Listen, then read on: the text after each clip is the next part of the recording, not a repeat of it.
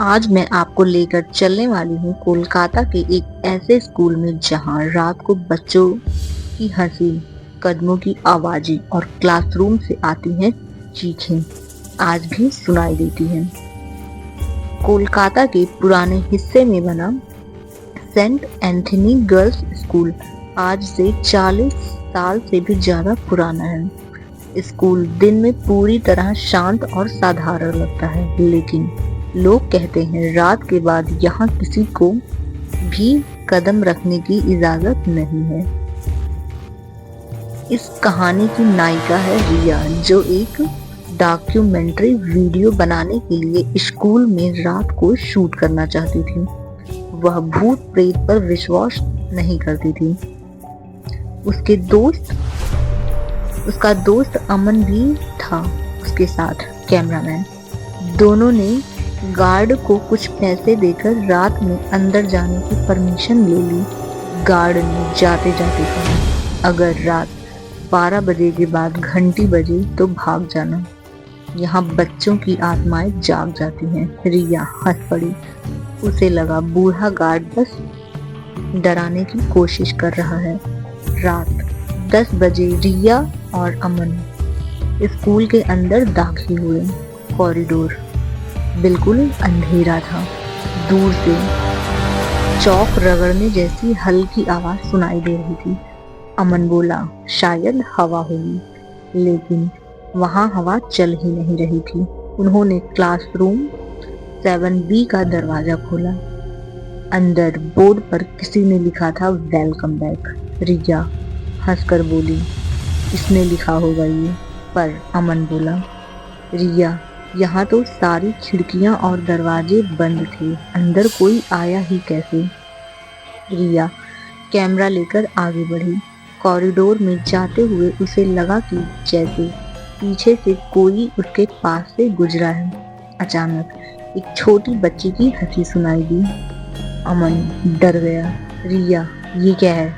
रिया ने टॉर्च गिरा दी। उसे यकीन था कि अभी अभी कोई सफेद फ्रॉक पहनी बच्ची उसके सामने से भागी है। अमन ने डरते हुए कहा, रिया, मुझे लगता है ये गलती हो गई, वापस चलते हैं।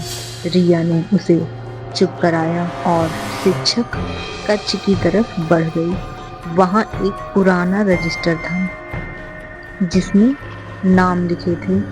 अंतिम पेज पर एक नोट लिखा था, 30 स्टूडेंट डेथ। नीचे लिखा था, प्रिंसिपल मैरी। अमन कांपते हुए बोला, ये स्कूल तो कभी गर्ल्स स्कूल नहीं था। इसे 20 साल पहले ही बंद कर दिया गया था, क्योंकि एक आग में 30 बच्चों और प्रिंसिपल मर गए थे। रिया ने उसकी बात पर ध्यान नहीं दिया। वे आगे बढ़ गई। रात ठीक 12 बजे स्कूल की घंटी अपने आप बजी।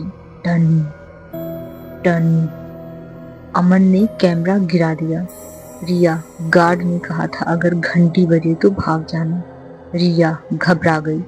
कॉरिडोर की लाइटें अपने आप जलने बुझने लगी। हर क्लासरूम से बच्चों के चिल्लाने की आवाज आने लगी। मैम, दरवाजा खोलिए, हमें बचाइए, आग लग गई है।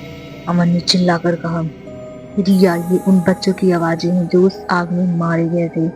अचानक पीछे से एक डरावनी आवाज आई, बच्चों की मौत की जिम्मेदार तुम जैसे लोग हैं जो रात में उनकी शांति भंग करते हैं। रिया और अमन के पैरों तले जमीन खिसक गई। सामने कॉरिडोर के अंत में एक औरत खड़ी थी, काले गाउन में, चेहरे पर जलने के निशान और आंखें पूरी तरह सफेद।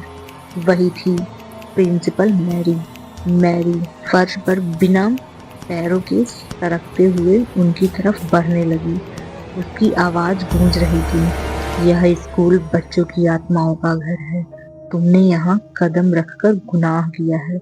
अमन रोने लगा, हमें माफ कर दो, हम बस शूट करने आए थे। मैरी चिल्लाई, जो अंदर आता है वो वापस नहीं जाता। रिया और अमन जान बचाकर मुख्य गेट की तरफ भागे, लेकिन गेट अपने आप बंद हो चुका था।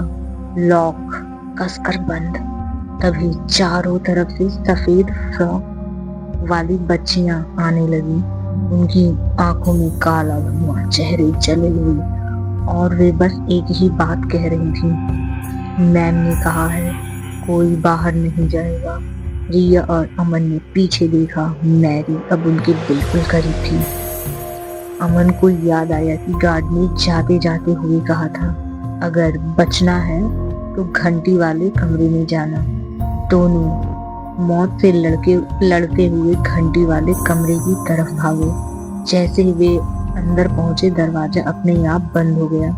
रिया ने रस्सी पकड़कर पूरी ताकत से घंटी बजाई। टन टन टन। बाहर चीखें गूंजने लगी, बच्चियां गायब होने लगी। मैरी चिल्लाई, तुमने मेरी दुनिया तोड़ दी। एक तेज रोशनी हुई और सब शांत हो गया। सुबह जब गार्ड आया, उसने रिया और अमन को स्कूल के बाहर बेहोश पाया। दोनों बचे तो थे, लेकिन दोनों आज तक किसी अंधेरे कॉरिडोर से नहीं गुजरते। लोग कहते हैं आज भी रात 12 बजे कोलकाता के उस स्कूल में घंटे की आवाज और बच्चों की चीखें सुनाई देती हैं, और प्रिंसिपल मैरी अभी भी अपने बच्चों की तलाश में वहां भटकती है।